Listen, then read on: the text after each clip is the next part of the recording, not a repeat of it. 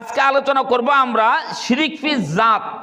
শিরিক ফি জাতের মধ্যে একটা শিরক হলো যে আল্লাহর জাত সর্বত্র বিরাজমান, আল্লাহর জাত সব জায়গায়।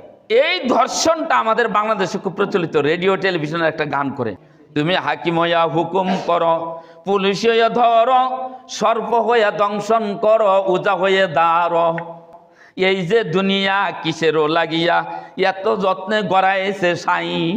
তুমি নিজেই হাকিম হয়ে হুকুম করো, মানে হাকিম নিজেই আল্লাহ, নাউজুবিল্লাহ বললেন না। পুলিশ হইয়া ধরো, উজাও আল্লাহ, সর্পও আল্লাহ, পুলিশ হাকিম সব আল্লাহ, নাউজুবিল্লাহ মিন জালিক। তার মানে সব জায়গায় আল্লাহ আছে। কথাটা বুঝতে পারছেন না? এটা শিরক ফি জাত, আল্লাহর সত্তার সাথে শিরক করা, আল্লাহর সত্তাকে সৃষ্টির সাথে মিলানো। এই মতবাদটা আমাদের দেশে আছে, এইখান থেকেই আসছে আল্লাহ সর্বত্র বিরাজমান। তো আমাদের দেশে তাসাউফপন্থী যারা, মারিফতের ফকির যারা, মারিফতের পীর যারা, তারা এই মতবাদে বিশ্বাসী।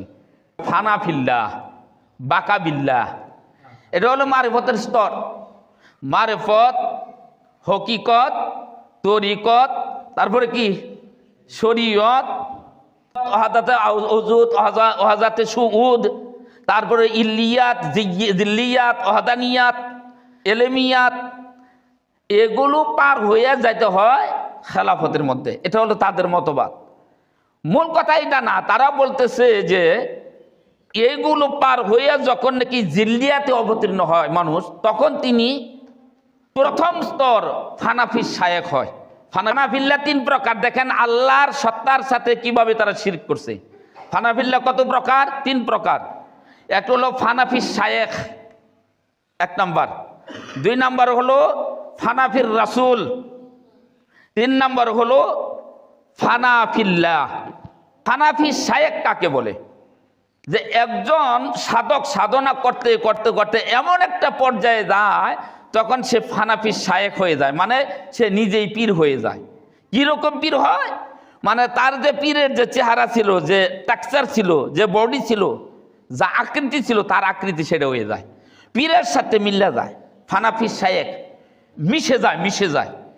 লবণ পানির মধ্যে মিশাইলে পানির সাথে লবণ মিশে কিনা বলেন? বুঝার উপায় আছে যেন লবণ আছে, বুঝার উপায় নাই মুখে না দেওয়া পর্যন্ত।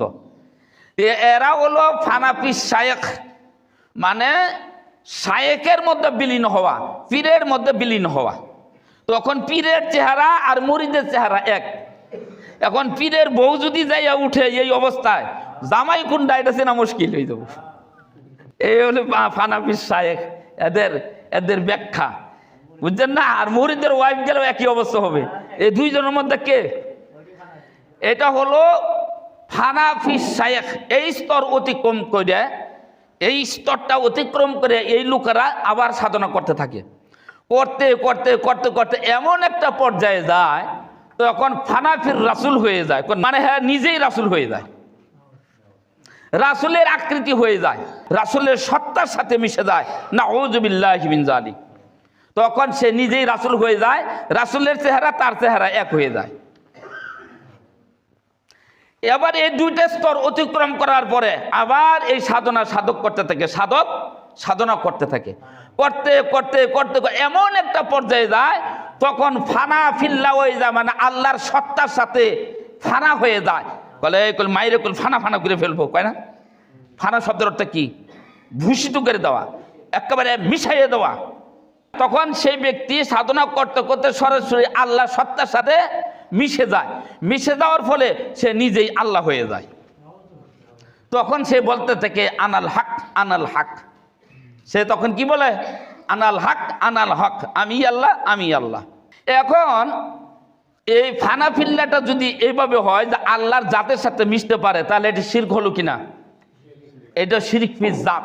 অতএব এই সমস্ত তাসাউফপন্থী, মারিফতপন্থী যারা আছে, তাদের থেকে দূরে থাকবেন, কোনোভাবেই তাদের সাথে মিশবেন না, তাহলে আপনার ইমান চলে যাবে। অজান্তে আপনি বুঝবেনই না কোন দিক দিয়ে আপনার ইমান নিতেছে।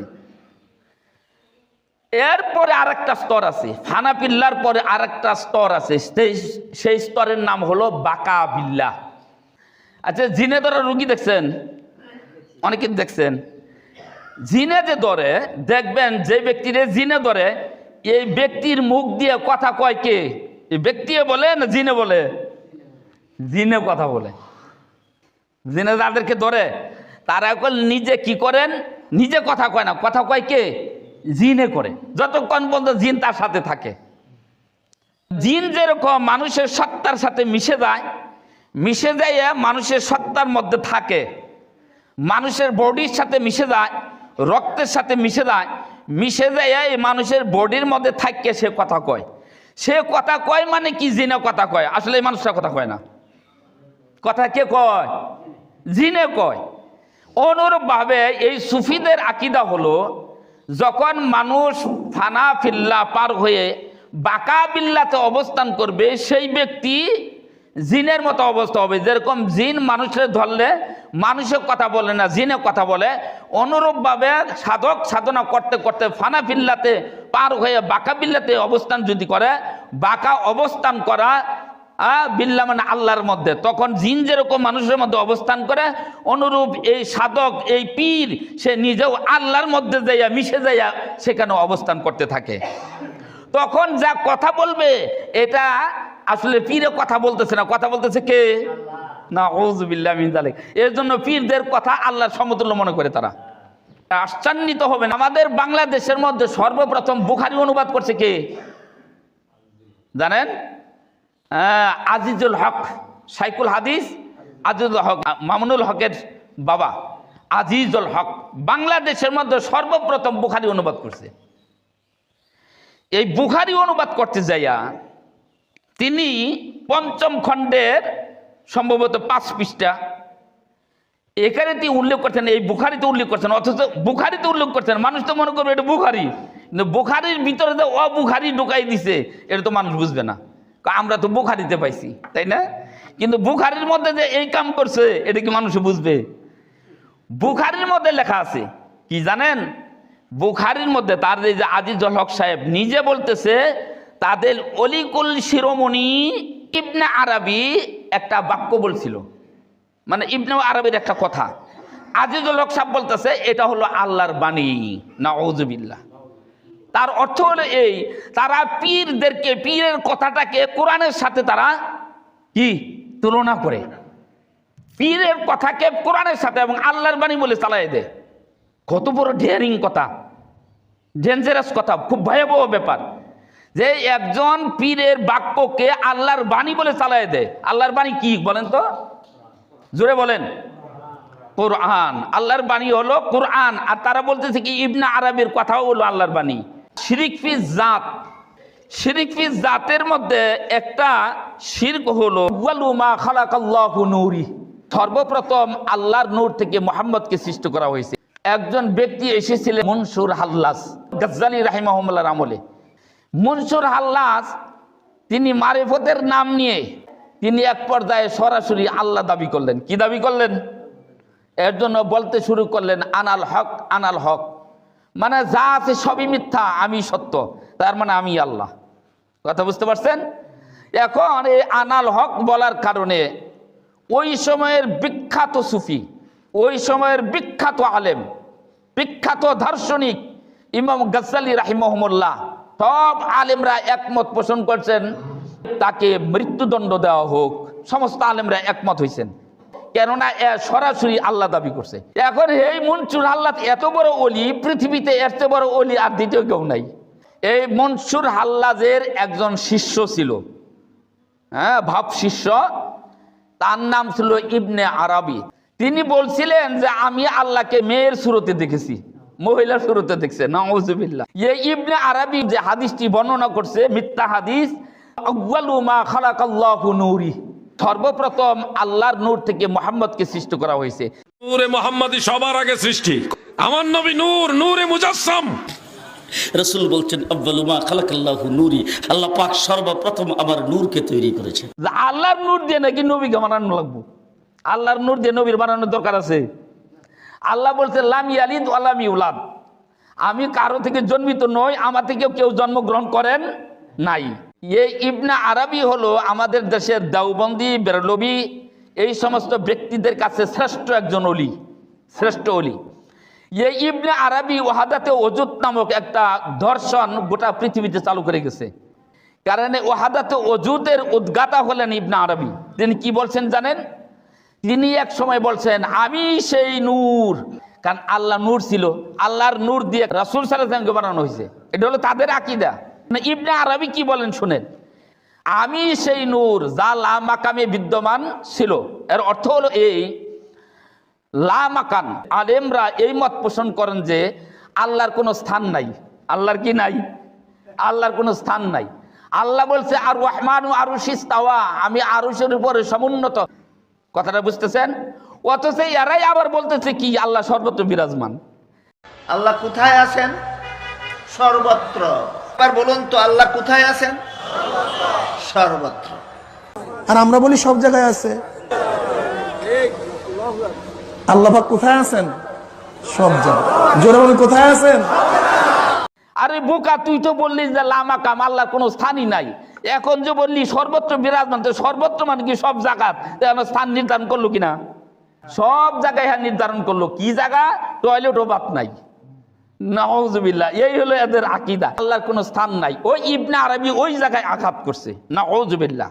ইবনে আরবি বলছে আমি সেই নূর যা লা মাকামে বিদ্যমান ছিল। তার মানে আমি সেই আল্লাহ, আমি সেই নূর, মানে আমি সেই আল্লাহ। তোমরা যাকে মনে করো যে লা মাকাম, মাকাম নাই, স্থান নাই, আমি সেই নূর মানে আমি সেই আল্লাহ যা লা মাকামে ছিল, মানে লা মাকাম মানে স্থান ছাড়া ছিল। আমি সেই ব্যক্তি, তার মানে আমি নিজেই আল্লাহ। তার মানে কি আমি নিজেই আল্লাহ। দেখছেন কত মারাত্মক কথা বলছে। এবার কি বলছে দেখেন, ইবনে আরবি বলতেছে যে আমি কখনো নূহ আলাইহিস সালামের রূপে পৃথিবীতে আসছি, আবার কখনো হুদ আলাইহিস সালামের রূপে পৃথিবীতে আসছি, সর্বশেষ আমি মুহাম্মদের রূপ ধারণ করে মদিনাতে আসছি। আমার মর্ম কে বুঝবে? আশ্চর্যিত হবে। আমাদের বাংলাদেশের মধ্যে সর্বপ্রথম বুখারী অনুবাদ করছে কে জানেন? শাইখুল হাদিস আজিজুল হক মামুনুল হকের বাবা। এই বুখারী অনুবাদ করতে যাইয়া তিনি বুখারীতে উল্লেখ করছেন। মানুষ তো মনে করবে এটা বুখারী, কিন্তু বুখারীর ভিতরে যে অবুখারী ঢুকাই দিছে এটা তো মানুষ বুঝবে না। বুখারীর মধ্যে তার যে আজিজুল হক সাহেব নিজে বলতেছে তাদের অলিকুল শিরোমণি ইবনে আরবি একটা বাক্য বলছিল, মানে ইবনে আরবির একটা কথা। আজিজুল হক সাহেব বলতেছে এটা হলো আল্লাহর বাণী। নাউজুবিল্লাহ। তার অর্থ হলো এই, তারা পীরের কথাটাকে কোরআনের সাথে তারা তুলনা করে, পীরের কথাকে কোরআনের সাথে এবং আল্লাহর বাণী বলে চালাই দেয়। কত বড় ডেয়ারিং কথা, ডেঞ্জারাস কথা, খুব ভয়াবহ ব্যাপার যে একজন পীরের বাক্যকে আল্লাহর বাণী বলে চালাই দেয়। আল্লাহর বাণী কি বলেন তো? জোরে বলেন। কোরআন। আল্লাহর বাণী হলো কোরআন। আর তারা বলতেছে কি ইবনে আরবির কথাও হলো আল্লাহর বাণী। এদের কথা হলো আল্লাহ এবং রাসূল উভয়ই এক, আলাদা সত্তা নয়। মুহাম্মদুর রাসূলুল্লাহ সাল্লাম এবং আল্লাহ এক সত্তা। এরা দুইজন না একজন। কয়জন? দুইজন না একজন। মুহাম্মদ যিনি, আল্লাহ তিনি। এর জন্য এটা হলো কি শিরক ফি জাত, সরাসরি আল্লাহর জাতের সাথে শিরক করা, আল্লাহর সত্তার সাথে শিরক। আর এই শিরকটা হলো শিরকুল আকবার। আল্লাহ পাক বলছেন মাইশুরিক বিল্লাহি ফাকাদ হারামাল্লাহু আলাইহিল জান্নাহ, শিরক যারা করবে তাদের জন্য আমি জান্নাতকে চিরতরে হারাম করে দিব। এত মারাত্মক বড় শিরক হলো এটা। এবার তারা বলে আকার কি নিরাকার সেই রব্বানা, আহাদ আহাম্মত মাঝে তবে যাই জানা, মিমর ওই পর্দা ঢিকরে উঠিয়ে দেখরে মন, দেখবি সাতাই বিরাজ করে আহাত নিরঞ্জন। যখন আলিফ হে মিম দালের মিম থাকলো তোর নাম হলো কি আহমদ। মিম তুলে নিলে কি হলো? আহাদ। মিম তুলে নিলে কি হলো? মিমটাকে বাদ দিয়ে দেন, কি হলো? আলিফ হে দাল, কি হলো? আহাদ। অর্থাৎ মুহাম্মদ আর আল্লাহ আলাদা না। আল্লাহ রব্বুল আলামিন যখন আকার ধারণ করছেন তখন মুহাম্মদের রূপে আকার ধারণ করছেন। নাম আহাদ, যখন আকারে এলেন নাম তার মুহাম্মদ। মুহাম্মদের রূপে দুনিয়াতে আসছেন। মুহাম্মদের রূপে কোথায় আসছেন? মদিনায় আসছেন। তাদের কবিতা মোহাম্মদ রূপ ধারণ করে কে এলো রে মদিনায়, আসল কথা বলতে গেলে পর্বে দড়ি এ গলায়। কথা বুঝতে পারছেন? মোহাম্মদ রূপ ধারণ করে মদিনাতে কে আসলো, এই কথা যদি আমি বলি আমার গলায় ফাঁসি পড়াবে। কারা পড়াবে? আলেমরা, সাধারণ মানুষ ক্ষিপ্ত হবে যে মোহাম্মদের রূপ ধারণ করে আল্লাহ নাকি দুনিয়াতে আইছে, মদিনায় আইছে, এই কথাই এই পীর সাহেব বলে, অতএব এই পীরের বিচার চাই, আন্দোলন হবে। এর জন্য আল্লাহর মতো ফাঁসি দড়ি পড়বে, এর জন্য বলে না, আসল কথা বলে না। বলে কার কাছে? তার মুরিদানের কাছে, বইয়ের মাধ্যমে দুঃখ নিয়ে বলে। আসল কথা হলো মোহাম্মদ যিনি আল্লাহ তিনি, নাউযু বিল্লাহি মিন যালিক। এদের আকীদা হলো মুহাম্মদ সাল্লাল্লাহু আলাইহি সাল্লাম তিনি হলেন সরাসরি আল্লাহর জাতি, নূর দিয়ে সৃষ্টি। নূরে মোহাম্মদী সবার আগে সৃষ্টি। আমার নবী নূর, নূরে মুজাসসাম। নিজের নূর থেকে এই নূরকে সৃষ্টি করলেন, বুঝেছেন না? তো নূর যেখান থেকে এসেছিলেন ওই নূর মেরাজের রাতে ওখানেই চলে গেলেন। দিয়ে আল্লাহর জাতি নূর দিয়ে সৃষ্টি। আবার কেউ কেউ বলেন যে আল্লাহর জাতি নূরের জ্যোতি দিয়ে সৃষ্টি, নাউযু বিল্লাহ। আল্লাহ রসুল সাল্লাল্লাহু আলাইহি সাল্লাম আল্লাহর জাতি নূর এরকম বলা যাবে না, জাতি নূরের জ্যোতি বলা যাবে। ওটাই শিরক। কারণ আল্লাহর জাতি থেকে যে নূর আসবে সেই নূরটা কি? সেই নূরটা আল্লাহর গুণ, আল্লাহর সিফত।